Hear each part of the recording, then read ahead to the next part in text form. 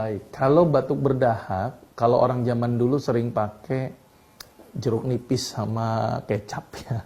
Jeruk nipis sama kecap. Ini zaman dulu ya. Tapi ternyata ya ada benarnya juga, tapi saya merekomendasikan dengan menggunakan madu tapi ditambah dengan jeruk lemon. Itu ternyata memiliki efek mengencerkan riak gitu ya.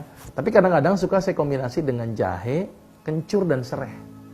Ya, jahe, kencur dan serai direbus, airnya itu kemudian pakai perosan jeruk nipis gitu ya, tambahkan dengan madu.